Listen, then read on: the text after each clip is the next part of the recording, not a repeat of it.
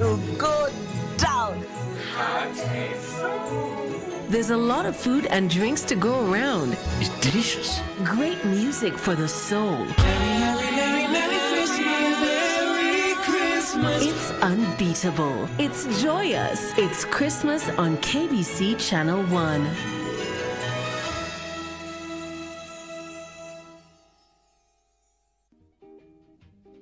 Sisi natetemeka mpaka polisi akasema wacha sina anika hii watu kwa jua kwanza.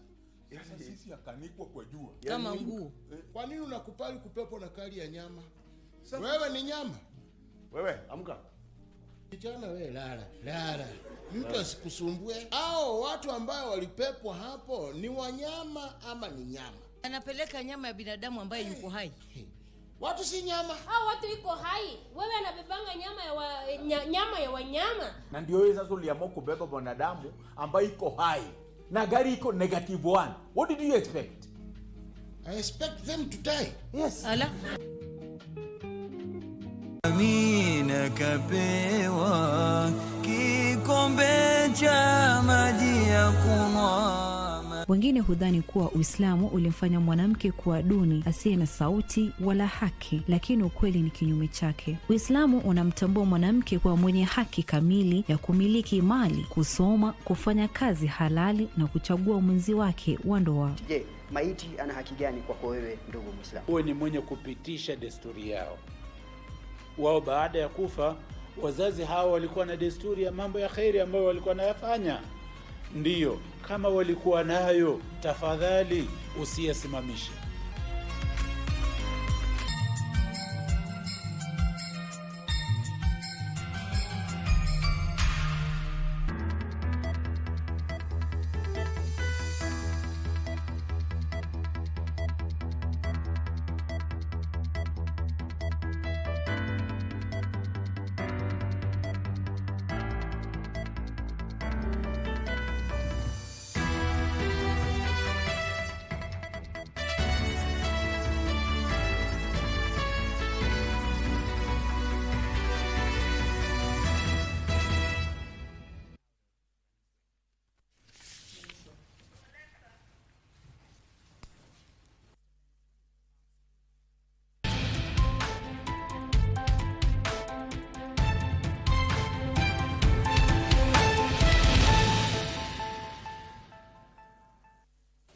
Now, 2 minutes past the hour. Hello and a very warm welcome from wherever you're watching us from. My name is Giverson Maina. Our sign language interpreter is Lensa Odingo.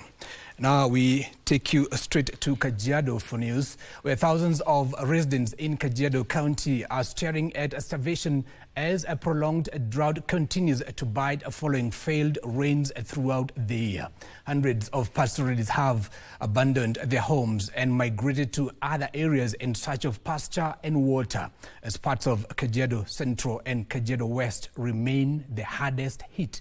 The National Drought Management Authority has classified Kajiado among the arid and semi-arid lands, drought hotspots, with at least 64,300 people currently facing food insecurity. Vast rangelands across the county remain barren due to the failed rains, leaving families and their livestock vulnerable. Many residents now depend on well-wishers for food, calling on both the national and county governments to urgently intervene before the situation worsens.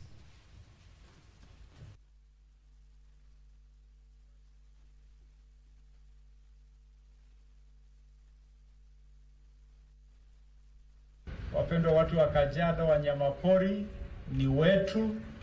Wakati wanapitia sehemu zetu za maji, tuwapatie maji, na hata wakati wanashare lishe na mifugo zetu, mjue hawa wanyamapori ni zetu pia, so tusiwaumize, tuwapatie njia. Tunahangaika hapa, watoto sikienda shule sijitaenda na nini, chakula kukula ni taabu.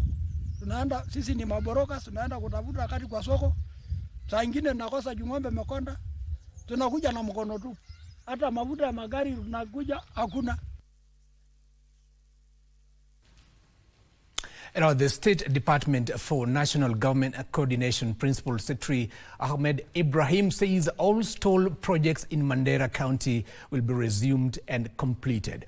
While conducting a verification and validation exercise of priority projects and identifying challenges for better service delivery, the PS also said the government is intensifying efforts to address the drought situation with additional intervention measures to be rolled out across the counties.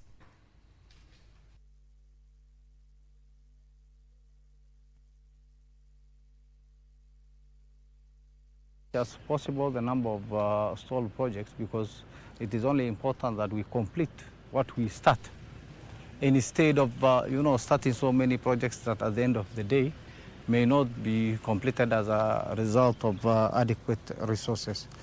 So we want to fast track the completion of stall projects as well. In Mandera County, the verification team is set to assess progress of projects in critical sectors that may directly affect the lives and livelihood of the people of Mandera. Drought situation in Mandera is at an alarm stage, and the last 2 weeks, the county committee that coordinates, it's called the County Steering Committee, had done an assessment, and that assessment revealed that the county is at an alarm stage. National Liberal Party leader Augustus Muli has criticized what he terms as deliberate underdevelopment of the Ukambani region, accusing national leaders of perpetuating poverty politics and trading political barbs at the expense of the citizens. Muli says both President William Ruto and former Vice President Kalonzo Musyoka share responsibility for the region's stagnation, arguing that the duel between the two is a distraction from the real issues. He added that Ukambani residents feel the region has been sidelined despite its significant electoral weight. The development in Ukambani has been deliberate. We've deliberately been left poor and underdeveloped so that the politicians can do what they are doing now. They can accuse each other, they can blame each other, then they come and ask for our support. But this time we want to say no. Poverty too, sababu ya wale viongozi tuko nao ambao they care nothing, they care nil, zero about the development of the community. And I take you to a Western Kenya region where a dispute has erupted among leaders of the PAG Church in Lugari, Kakamega County, with rival factions accusing each other of allowing politicians to use the pulpit to trade insults. A group of PAG leaders led by Reverend Josephat Lebea claims PAG Marula Church in Mautuma Ward has been giving politicians from one political camp the opportunity to attack their rivals, rather contrary to the church's regulations. PAG Marula Church leadership, led by Overseer Kennedy Onzere, has, however, come out to dismiss the allegations as baseless. Kanisa la PAG ni kanisa la kiroho, na hatutaki madhabao ambayo yanalinda mioyo wa Kristo kuja kuchafuliwa na wanasiasa na matusi. Member of Parliament ambaye ni Nabii Nabwera ni mshirika wa PAG, na kila mtu anayekuja katika maeneo haya aheshimu hilo jina, kwa sababu unapotusi nabii umetusi pia kanisa la PAG. Mjumbe wa Lugari Mheshimiwa Nabii Nabwera ni mshiriki wa kanisa la Panipepa, na mshiriki wetu wa Panipepa tunamheshimu na hatutaki mwanasiasa yoyote aje amtukane. Kanisa la PAG limeheshimika. Mtu yoyote asija kajitokeza na kusema kwamba gavana alikuja na siasa kanisani. Hapana, gavana alitutia moyo ya kwamba tufanye kazi katika ushirikiano. Tusiwe na yoyote ambaye atakuja kutugawanya, kwa sababu wote sisi ni watu wa Mungu, na tusiwe na mtu yoyote ambaye atakuja kufarakanisha kanisa, kulipeleka huku na huku. Now from Kakamega, we take you to Samburu County, where a renewed campaign against female genital mutilation is taking shape in Samburu County as a local organization moves to address harmful cultural practices affecting the girl child. The initiative targets both parents and community leaders in a bid to end FGM and early marriages through village-to-village sensitization and educating residents. According to the director of the Ramat Empowerment Initiative, Oscar Ekasiba, the program encourages alternative rites of passage and has already enrolled 124 girls. Mothers and elders have expressed willingness to abandon the practice and support girls to stay in school. Stages ya life. Kuna hiyo culture ambayo unatoka unazaliwa, kuna naming, kuna hiyo ukeketaji ya wanaume, but kwa wasichana mostly iko na effect. That's why tumeamua to empower ama to educate ya kwamba sio vizuri kwa keketa, kwa sababu kuna effects. Unapata msichana anapokeketwa mara ya kwanza atavuja damu. Akivuja damu anaanza kupata maumivu, anakosa damu kwa mwili, na kuna changamoto nyingine wakati labda amefika wakati ya kutaka kujifungua, atapata ugumu wa kujifungua. So hiyo inakuwa effect kubwa katika maisha yake. Kama Wasamburu anasikiliza saa hii, wawashi hiyo mila kabisa, kwa sababu nimeona watoto wakiangamia, wakiumsana. Hiyo ni tabia shafu, kwa sababu saa hii tumesema tukiwa wamama ya Wasamburu tumekataa hiyo ukeketaji. Kutoka saa hii tunashukuru hata hawa wanduku na mandada wao walimu wameletea watoto wetu mafunzo mzuri sana. Washa watoto wetu wasome, waendelee na masomo yao.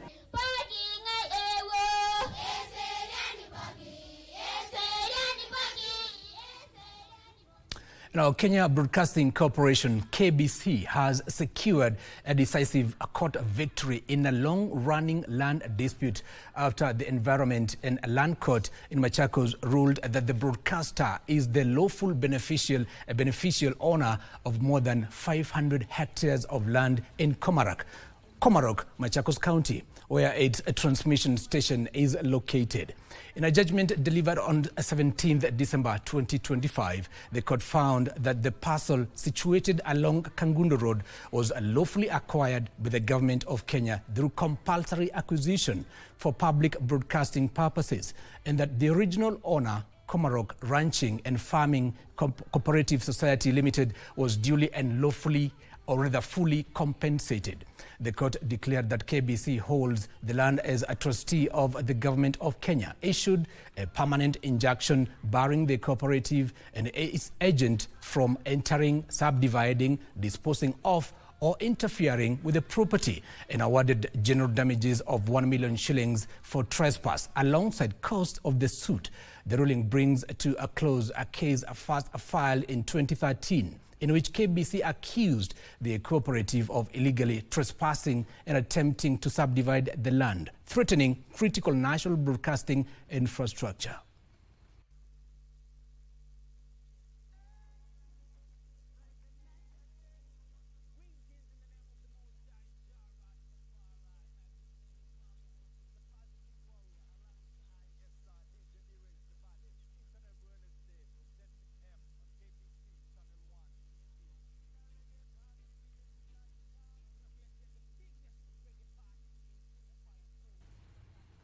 Now, away from the corridors of justice, 6 grade 9 students from Excellence Academy in Kawangware are celebrating an outstanding performance in the recently concluded Kenya Junior School Education Assessment, KGCE.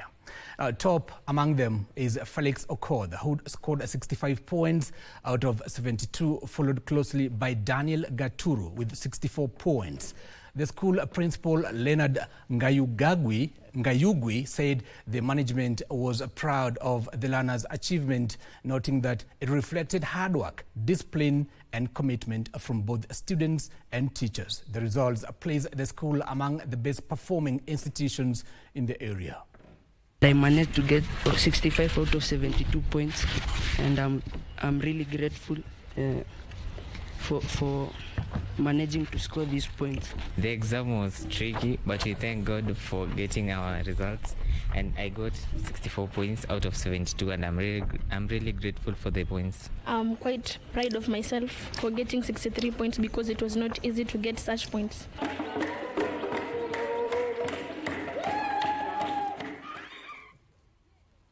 Now, the Law Society of Kenya has urged candidates interested in vying for various top leadership positions at LSK to present their nominations papers by the 6th January 2026. The current council's 2-year term is coming to an end by the end of February 2026. Among those seeking to unseat Faith Odhiambo are Council Peter Wanyama, who has submitted his nomination papers. Wanyama has promised to expand the traditional practice of law for young advocates joining the industry, as well as redeem the image of the Law Society of Kenya. Senior Counsel Charles Kanjama, who is also vying for the presidency, was the first to present his papers at the LSK headquarters last week ahead of the society's elections slated for March 2026.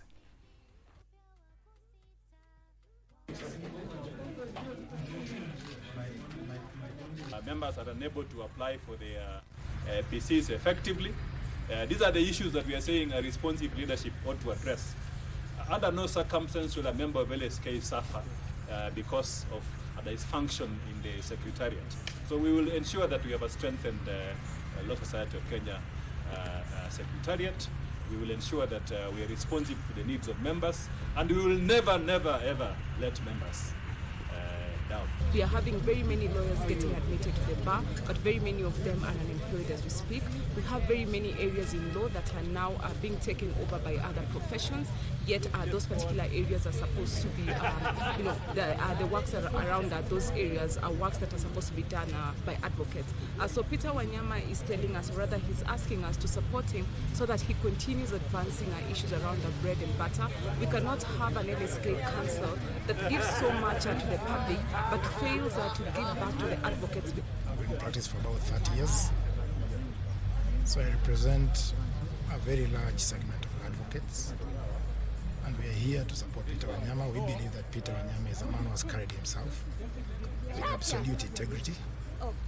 We believe he's transformative, and we trust the conduct of Peter Wanyama in the legal profession will take the Law Society very far. So I'm supporting Peter Wanyama and endorsing Peter Wanyama. And now from Nairobi, take you to Lamu County, where pastoralists are set to benefit from a new milk storage project in Witu area aimed at reducing losses and improving access to markets. The project comes after the pastoralists have endured years of losses from poor milk storage.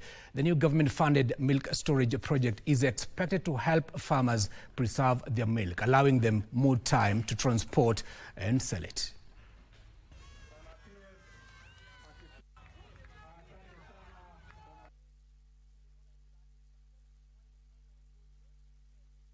So we have 3 interventions kwa hii kiangazi inakuja. Moja ni insurance, livestock insurance. Tuko na mradi katika wizara yangu ya kilimo na mifugo, yetu ya kilimo na mifugo inaitwa Drive. Hiyo iko kwa 21 arid and semi-arid counties na tunapeana subsidy ya insurance kwa wafugaji. So far we have already registered about 300,000 households na livestock insurance. Hii ina take only 3 hours ku process hiyo, so that means tunaweza kufanya 4,000 packets of milk in a day. Kwa hivyo ita improve ya kuweza kuhifadhi na ile maziwa from Pangani yote tutaweza kuyaleta hapa. Kwa hivyo tutaweza kuuza maziwa, tunaweza kukava hapa mpaka Mokoi na Mpeketoni yote maziwa kutoka hapa. Kwa hivyo ita improve sana sales zetu. Katika hiyo value chain ya maziwa hapa Lamu tumeona watu wetu wengi wa mama wafugaji ambao wa maziwa, wakulima wa maziwa wanapata tabu sana. Ukiangalia kutoka kule Koreni, Pangani, asubuhi utaona na vigeleni vya maziwa wakitafuta soko la kuuza hiyo maziwa, na kama hawapati soko soko maziwa yao yanaharibika, alafu biashara inashuka chini. Na ndio maana Mheshimiwa Rais amekuja na huu mpango wa coolers ambao uko chini ya ndugu yangu hapa PS Mweke, na Kenya na hapa Lamu imebahatika kupata coolers ambayo itawasaidia wakulima wa maziwa hapa ili kuweza kuhifadhi maziwa yao yasiharibike. And I take you now to Nyanza region, where Thimlich Ohinga in Nyatike constituency, Migori County, is an archaeological site that remains close to the heart of the Luo community due to its traditional setup depicting a traditional Luo homestead. The site carries the heritage of the Nilotic community and has remained an important educational site for historians, having been officially recognized by the United Nations Educational, Scientific and Cultural Organization, UNESCO. And as the Pini Luo Festival continues in Migori County, our reporter Wycliffe Okech visited the site and filed the following report. Traditions form the critical definitive aspect of every indigenous community. Such is evident here at Thimlich Ohinga, a Luo connotation that loosely translates to a frighteningly dense forest that the community's forefathers used as a fortress in which they lived and provided for their families. Thimlich Ohinga is derived from three Luo names. They are named Thim, Lich, and Ohinga. Now, Thim generally is something that is forested, heavily covered with forest. Lich is the scary nature of it. It's a thick forest, sort of. But the Ohinga is now the enclosures, putting of stones together. That is what we call Ohinga. Right. So it is a scary, so it's like the Ohinga were enshrined in a thicket, something that had dense of trees. Here is Kochieng, a Luo word that means the home of Ochieng or Kochieng enclosure. The enclosure is surrounded by a dry architectural stone wall built with absolute ingenuity without cement or any other construction material used today. Built over 500 years ago, this dry stone wall is a representation of the modern-day homestead perimeter wall the Luo community has over the time identified with this particular archaeological site that they believe is a representation of their forefathers' typical homestead. Within the enclosure is a setup that reflects the format of a traditional Luo homestead. Charles Otieno Aongo, the curator at Thimlich Ohinga, welcomes us to a modern homestead format and extraction of the ancient Kochieng enclosure. According to Aongo, Kochieng always gave priority to the first wife by ensuring her house stood at the center facing the gate, with the houses of the other wives sitting either side of the first wife's house. This structure gave prominence to the first wife, even if they had children or not. This home belongs to the first wife, and that is why that gate is directly pointing to her door. If she exits this place, you will be having trouble even with other wives. His sons' houses were built closer to the gate as they were more energetic to protect the homestead against any external aggression. Also within the enclosure was a cattle pen and a granary.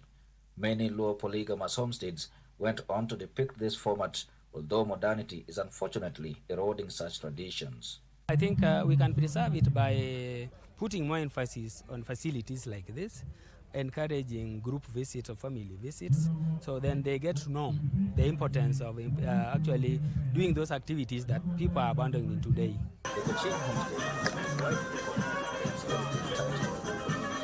and is presently used by the United Nations Educational, Scientific and Cultural Organization to promote global peace by fostering cultural understanding. And as the 5th edition of Pini Luo Festival continues in Migori County, members of the community have thronged the site to trace their heritage, which includes migratory patterns and the way of life of their forefathers. Well, modernity and technological advancements may be posing a threat to the stability of indigenous cultures. That notwithstanding, the elders of the Luo community are continuously reminding the youth to visit places like this to learn about the ways of life of their forefathers. Reporting for Channel 1 from Thimlich Ohinga Cultural Heritage in Migori County, my name is Wycliffe. Thank you, Wickley, for that report. Over 60 candidates at a public school in Nakuru who took the 2025 Kenya Junior School Education Assessment KGCA have expressed their intention to pursue courses in science, technology, engineering and mathematics, STEM, marking a significant shift towards science-oriented learning as Kenya accelerates its transition to a competence-driven system. At St. Xavier's Primary and Junior Secondary School within Nakuru Town East Sub-County, 10 candidates who exceeded expectation 1 and further 51 candidates who exceeded expectation 2 openly spoke of their learning toward careers driven by innovation, technology and scientific inquiry. The KGCA results were reported using an 8-point scale derived from 4 performance levels that included exceeding expectation, meeting expectation, approaching expectation and below expectation, with the Ministry of Education explaining that the creation of performance bands is designed to distinguish exemplary performance from good performance, ensuring a fair reflection of learner competencies. The pathway I chose was STEM after scoring 71 points. I always wanted to be a pilot at first because I knew STEM offered the necessary equipment and facilities to aid me in my journey to my career. I scored 70 marks in my KGCA and I want to go in the STEM pathway because I want to study medicine, so that I can help like the needy people. We have got 10 out of the 116 exceeding expectation 1. We have 51 learners who scored exceeding expectation 2.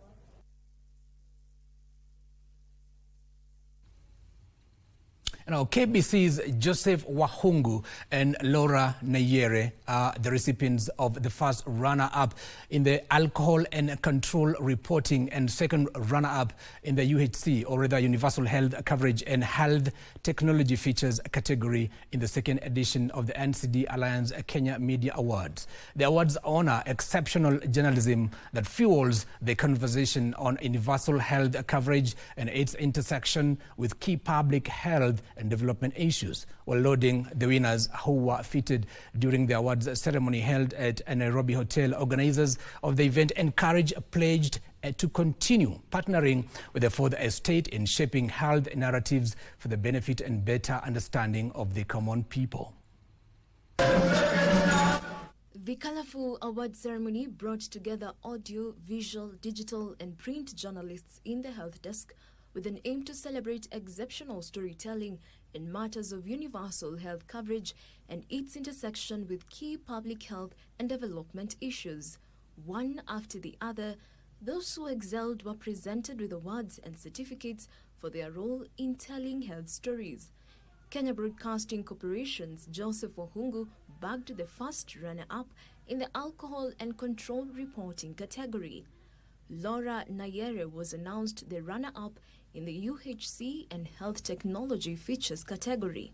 While attributing these awards to behind-the-scenes teamwork that made their stories a success, the journalists said the recognition only strengthens their resolve to keep telling similar stories. We will write more. We will endeavor. I will endeavor to ensure that I have, become a voice of people like you, so that we can shape policy, we can shape the narrative, so that even those people who are putting together policies, putting together measures to reach out to people like you, do more. This motivates me to tell the stories, and like I just said, you can never go wrong with health stories. So this motivates me to tell more stories of impact and stories that will bring social change. Organizers of the awards encouraged more newsmen and women to tell public health and development stories in the run-up towards a healthier nation, even as they pledged to support this generation of storytellers. As we start next year, we continue with what we've achieved to ensure that we are speaking to people, celebrating excellence in reporting. Excellence in reporting. The Media Council of Kenya, on its part, calling on the broadcasters who unpack health stories to be wary of media ethics and protect their sources from fresh trauma brought about by the questions they ask. The council further urged journalists to also watch out for their own mental health while detailing the stories of persons affected by non-communicable diseases. As journalists, it begins to affect us. And so we must be very alert to check on how we ourselves are doing. When the pressure is overwhelming, are we seeking help? From the entire Broadcasting House team, we say congratulations, Joseph and Laura.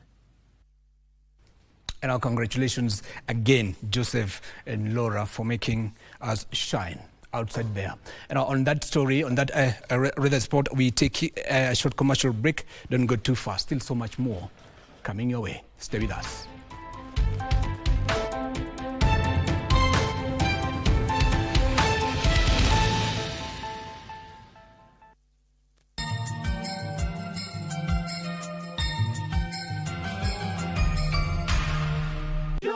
To the world, the Lord is come. Yesu amezaliwa, Yesu amezaliwa. The holiday season is here again. What? It's family time. Tunaguka nayo. Oh yes, it's a season to be jolly. And so, grab a seat. Relax as your favorite Christmas hosts line up to indulge you this year. It's about to go down. There's a lot of food and drinks to go around. It's delicious. Great music for the soul. Merry Christmas. It's unbeatable. It's joyous. It's Christmas on KBC Channel 1. Want to enjoy free-to-air digital TV with crystal clear quality? Here's how to get started with Signet. Step 1. If you have a smart TV, you're good to go. Next, connect the aerial to your TV. Now, do an auto search on your TV. Just follow the prompts on the screen. And that's it.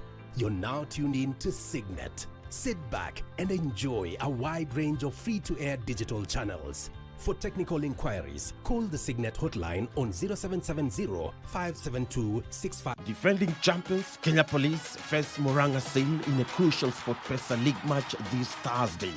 Both teams are seeking wins after securing draws in their previous league fixtures.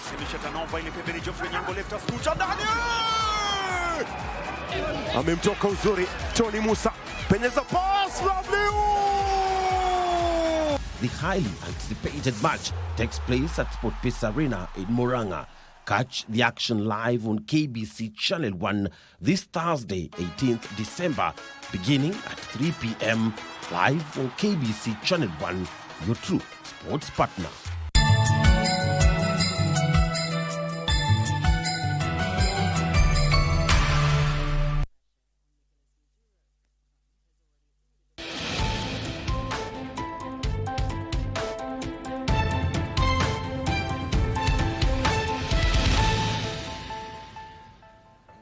And welcome back. You're watching Lunchtime News on KBC Channel 1. Now, Gunism has emerged as a major security concern in Homa Bay County, prompting authorities to announce tough measures against individuals found in possession of crude weapons or engaging in violent political activities. Homa Bay County Commissioner Ronald Muiwawi has now issued a warning that anyone found carrying machetes, pangas or other crude weapons will be treated as a criminal regardless of political affiliation or backing. I want to take this earliest opportunity to assure the people of Homa Bay County. As you can see us standing here, we are assuring the people of Homa Bay County that we are going to provide adequate security. As we can see us, we are not going to go to our homes. We are all going to be around here to ensure that our people celebrate safely and cross the year when they are solid. We are going to put up some roadblocks to check on drunkenness among our drivers. We are also going to check on overloading. We are also going to check on the condition of the motor vehicles that are being used. And as we even do this, we also want to say that we are alive to the fact that Homa Bay County, we have suffered a challenge of goonism. Maybe we cannot go without mentioning it. It's something that is really a big threat to the safety of our people in Homa Bay County. It's a big threat to the social fabric of our people in Homa Bay County. And we are saying it's not only the security team that will address the issue of goonism. We are appealing to our political leaders. This culture of goonism, we really need to denounce it. And our president of the Kenya Dental Association, Dr. Kahura Mundia, has warned Kenyans against seeking dental services from unlicensed dentists following a spike in illegal dental operations, which are exposing thousands to harm. According to Dr. Kahura, in October 2025 alone, the association received over 500 complaints, all of which were forwarded to the Kenya Medical Practitioners and Dentist Council, KMPDC.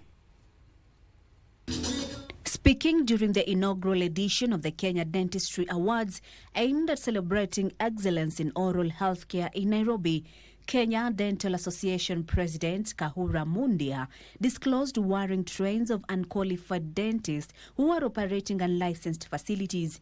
Like recently, about 2 weeks ago, there was a case on the Twitter whereby someone had their tooth removed, and the consequence of that, up to what was happening, they had their jaw fractured.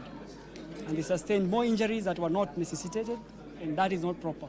He urged Kenyans to always verify from the Kenya Medical Practitioners and Dentists Council if the dentist and the facility have been licensed before seeking oral services. Public to seek out qualified dentists that are able to be found in such a facility, and you can always go to the KMPDC website to get who is who, so that you can verify if the person attending to you is actually a qualified professional. The association also lamented the staggeringly low number of licensed dentists in Kenya and the underfunding of dental institutions, hindering adequate delivery of dental services. There are only 2,000 dentists, registered dentists in this country, slightly over 2,000. Since the inception of dentistry in 1978. 2,000, if you're to divide by 50 million. The best dental student, professional lecturer and clinics were recognized and celebrated for their excellence in oral health. Kasichana Masha, Lunchtime News.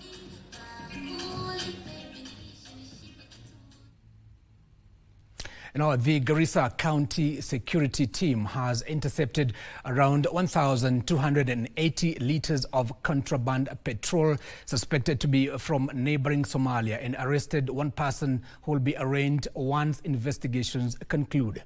According to Garissa County Commissioner Mohamed Mabudzo, the petrol was being ferried by a Toyota Probox registration number KDR 145E, which was intercepted by police after a tip-off by members of the public. The arrest comes barely a week after the same security team closed 2 outlets in Garissa town operating in the same business.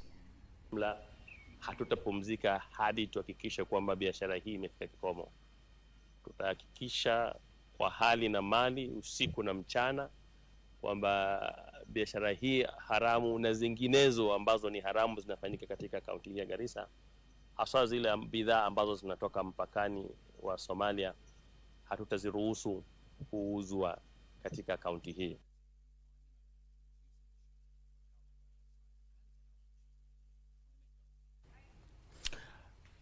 Now, it is a major relief for residents of Mohonia in Laikipia Central after the county government officially opened a long-awaited dispensary, ending a 27-year struggle for access to basic health care. For decades, residents have been forced to seek medical services in neighboring Nyeri County or travel long distances to Limuru, a county and time-consuming journey, especially for expectant mothers. Laikipia Governor Joshua Irongo assured residents of continued investment in the health sector, including the construction of more facilities and improved service delivery.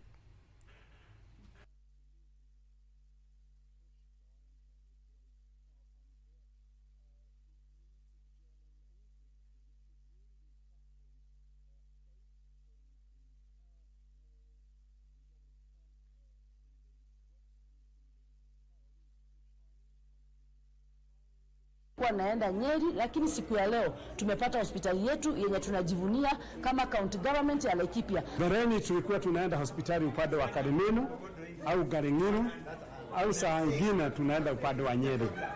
Hata tunaenda PGH hadi sana usiku, lakini wakati akina mama anataka wako na mimba anataka kuzaa, tulikuwa tunapeleka Nyeri PGH. Ndio itakuwa ya baraka kwa wakaji wa hapa. Kule walikuwa wanaenda kutafuta huduma ya hospitali kutoka Nyeri na kule kwingine, sasa tumeileta karibu na wao, and this is in the spirit of devolution. Ile ilikuwa ilete huduma karibu na wananchi, na kwa hivyo sisi tumekuja kutimiza hiyo ahadi. Now, it's still in Laikipia County. A total of 39 youth are said to gain hands-on experience in the housing sector after being inducted into a one-year internship program under the Affordable Housing Project. Speaking during the induction, Laikipia County Commissioner David Muyesu said the interns drawn from diverse professional backgrounds, including civil engineering, statistics, accounting and economics, were recruited by the State Department for Housing and Urban Development to equip them with practical skills for the job market. The beneficiaries are part of a national intake of interns recruited following the advertisement of 4,000 internship positions by the Public Service Commission in July, an initiative aimed at tackling youth unemployment across the country.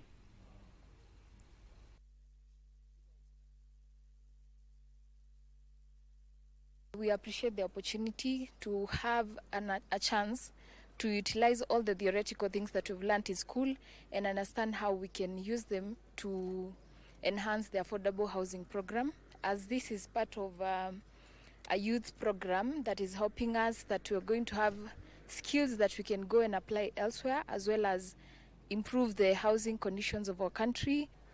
We went through a process for internship, interviewing, and then now we are here. We are very happy for the government and the general administration within that State Department for this opportunity. We are young people, we have been looking for such avenues to grow ourselves and even our peers.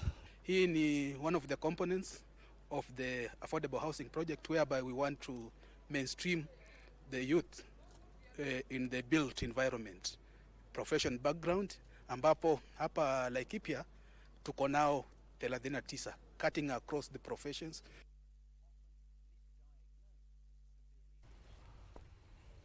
And now from Laikipia, we take you to Kitui County, where Governor Dr. Julius Malombe has commissioned a 15 million shillings county public service board office complex in Kitui town, in a move aimed at enhancing service delivery and cutting operational cost. Speaking during the official opening, Governor Malombe said the new facility will relieve the county public service board of the burden of paying monthly rent, while also improving transparency and accessibility to the public. He further revealed that the board has developed a temporary workers policy framework which will guide the engagement of non-permanent staff for periods of 3 or 12 months.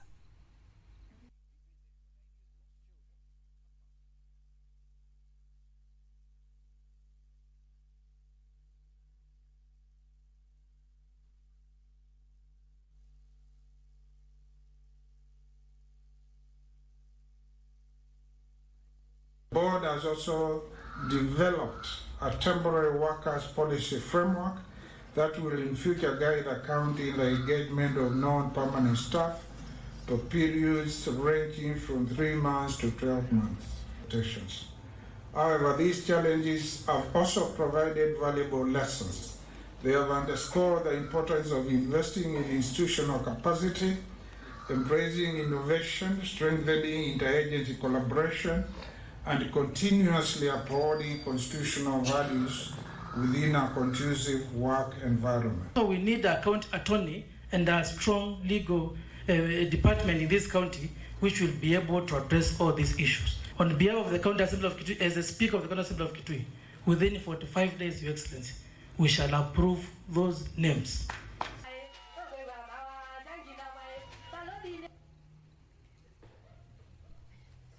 Now I take you to Isiolo County, where at least 1,468 households across all 10 wards in Isiolo County are said to benefit from 44.8 million grant from the national government under the World Bank-funded Kuza Jamii project.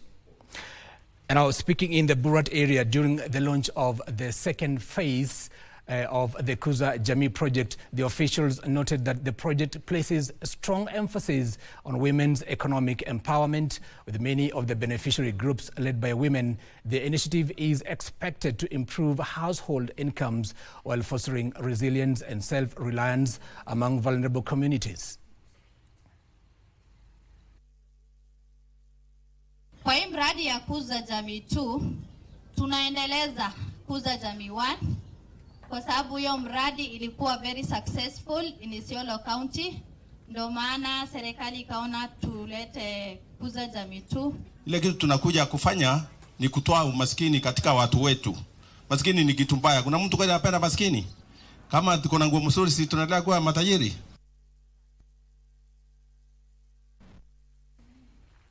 Now, the 6th edition of the annual ride for Arthritis has left Nairobi for Nakuru amid optimism by the organizers that the fight against arthritis in Kenya and the wider region is gaining the much-needed momentum. Now, the ride aims to sensitize the public on arthritis prevention, early diagnosis and management, while also raising funds to complete the construction of a modern arthritis clinic in Laikipia, Kakamega County. Organizers say the initiative also promotes physical activity, aligning with Kenya's preventive and promotive healthcare agenda, while encouraging healthy lifestyles to reduce arthritis risk. Up to this point, so far tumefanya close to 700 kilometers. Now the ultimate goal ni kufanya 1,500 kilometers up to Kampala. So the main motivation yenye ilifanya ni juu one of my parents akona arthritis, so nikaona it is a good cause nikuje. Na apparently it affects more ladies more compared to men.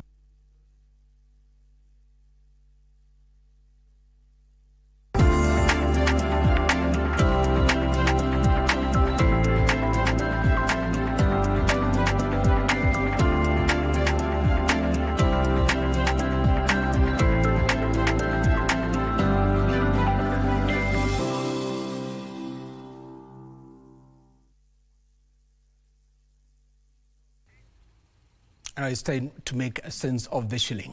Now, the operationalization of the Kenya National Convention Bureau will help the growth of the meetings and conference business in Kenya.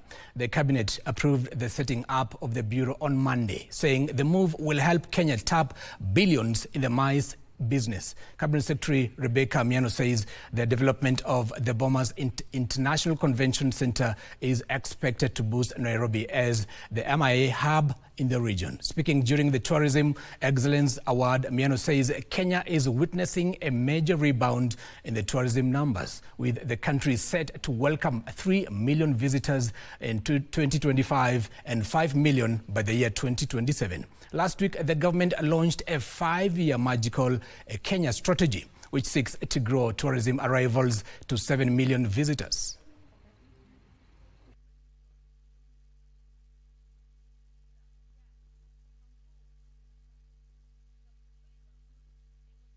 Therefore, we are solemnly affirming our commitment to inclusive growth, responsible tourism, and fruitful public-private collaboration. Last year, Kenya's tourism sector achieved robust recovery and growth, and throughout the week, we have had the numbers, we have had the earnings, the jobs. Tourism calls upon the collaboration of everybody. For us, it's for each and every one of us to play his or our role, be it in the public sector or the private sector. And I am sure if we do this, we will be able to succeed. As an authority, we reaffirm our commitment to enhance standards development, strengthen classification, and accreditation systems, working closely with all sector players to ensure quality and global competitiveness.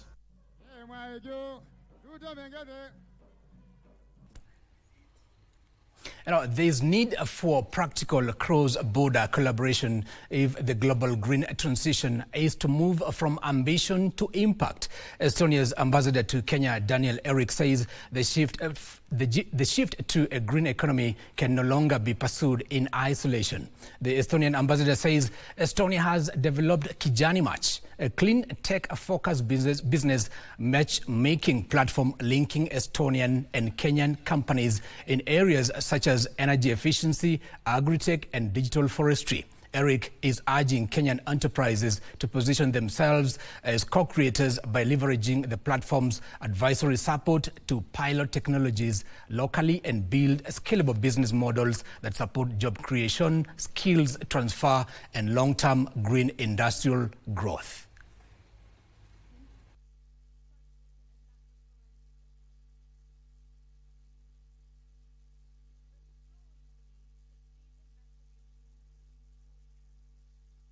We see Kenya as a doorway to Africa for Estonian companies, and hopefully Estonia will also be the doorway to the European Union for Kenyan companies.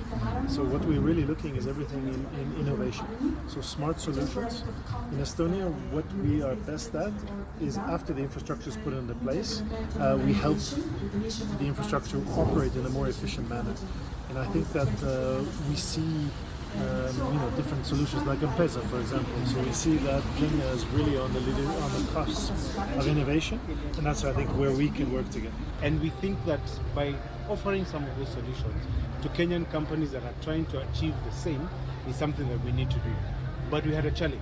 How do we find these Kenyan companies? And how do we match them to Estonian companies? The database in Estonia is quite available, but we don't know who's doing what in Kenya. So that's how Kijani Match came. So it's an opportunity for Kenyan companies to go on the site, register who they are, what they do, give us as much information and what they want to achieve. That allows us then to be able to find them credible partners on the Estonian side who are also doing something similar to them and then put that together. So that's what Kijani Match is out to achieve. More than 75% of our enterprises are also small and medium-sized enterprises. So we have a really good knowledge and experience how to involve in those smaller enterprises in the whole value chain.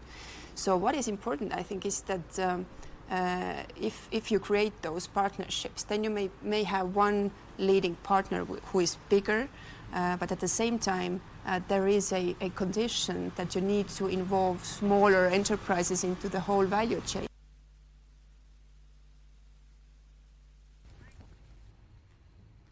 Now, business leaders and entrepreneurs have been challenged to prioritize trust, brand visibility, leadership clarity, and internal structure as critical drivers of sustainable growth, as many Kenyan SMEs struggle to move beyond early-stage success. This clarion call was made during the SMEs CEOs Forum 2025 held in Nairobi. Under the theme Breaking the Business Plateau, the forum brought together SME founders, chief executives, and business practitioners to examine why many businesses stall after initial growth and what is required to scale sustainability in businesses.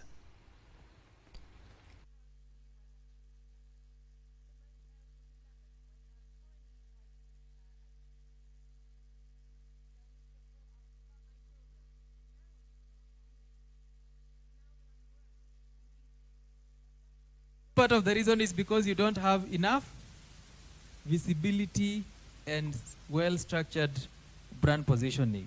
And trust is currency in the current world. If people cannot trust you, they are not able to give you business. Even in those boardrooms, when you go to make those presentations, yes, they look at the strength of your presentation, but if they cannot be able to see who you've worked with in the past or how strong your brand is in the market, the likelihood of someone else who may be less capable than you getting that job just because they've been able to do more publicity, more visibility, their CEO is well known, they'll likely get that job than you. And that is why today I must encourage you that people need to know who you are, people need to know what you do.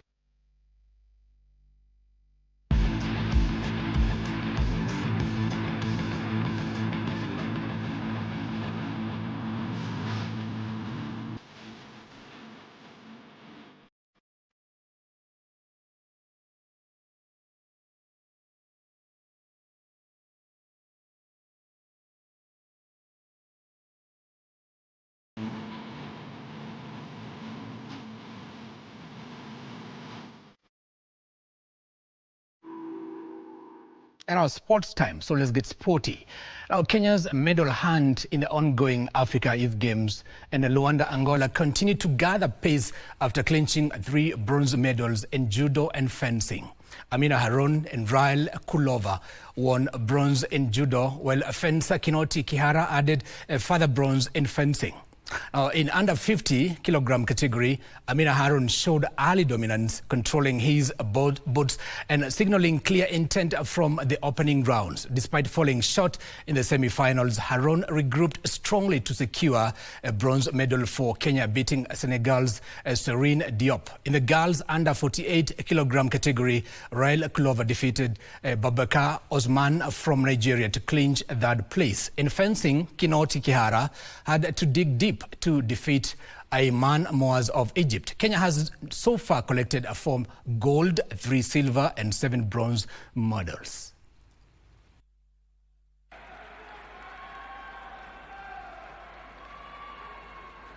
Now that now we have become very good in short distances. We were never good. Relays are perfect. Yeah, we are coming for the world in all the disciplines. We will be competing now as a full team. Not just 1, 2, 3 disciplines. We took 6 disciplines in Paris. We're looking at now taking more than 10 disciplines in LA 2028. It's my belief that we're gonna do that, and it's doable, it's achievable. Looking at what has happened today here in Luanda.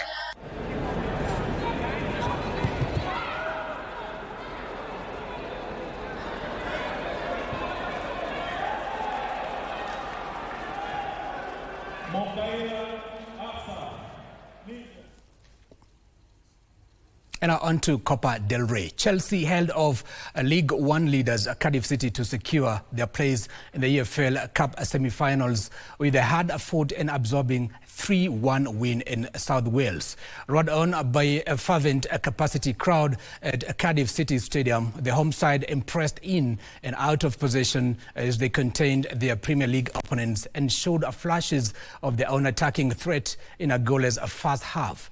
Garnachos scored twice, while Pedro Neto added 1 to hand Chelsea a slot in the semi-finals. 2 more quarter-final matches will be played tonight. Manchester City will face Brentford, while Newcastle will play Fulham. A deserved equaliser on the Knights for the League One side. Fighting back against the top flights.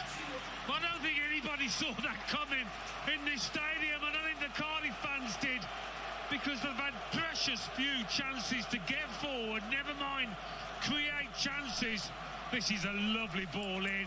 Chelsea looking to silence it by shifting the ball on Santos, moving it Pedro Neto. That sliced its way through to break Cardiff hearts. And our Paris Saint-Germain forward Ousmane Dembele was crowned the 2025 FIFA Best Men's Player last night after an outstanding performance that saw him guide PSG to their first UEFA Champions League triumph. The French international edged out Barcelona's Lamine Yamal and Kylian Mbappe, who enjoyed a stellar start to his Real Madrid career. Spanish and Barcelona Femini starlet Aitana Bonmati won the FIFA Best Women's Player of the Year for the second time in a row, while Luis Enrique and Serena Wigman won the FIFA Best Men's and Women's Coach of the Year awards, respectively. Other winners of the night include Gwinlugi Donnarumma, who clinched the Best Goalkeeper award, and Gonzalo Montiel, who scooped the FIFA Puskas Award for the Goal of the Year. Yes. Let's give it another round of applause, guys, because that's it. Yes, and the winner is Luis Enrique.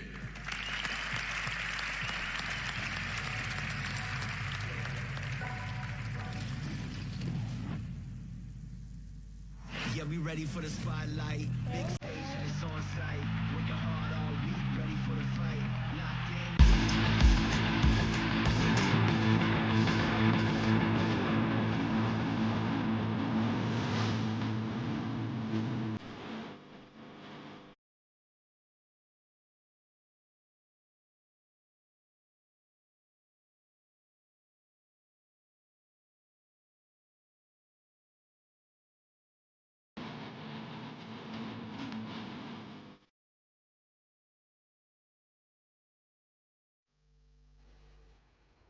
On that note, we end our lunchtime news for now on KBC Channel 1. My name is Giverson Maina, and our sign language interpreter is Lensa Odingo. Until next time, is bye-bye for now.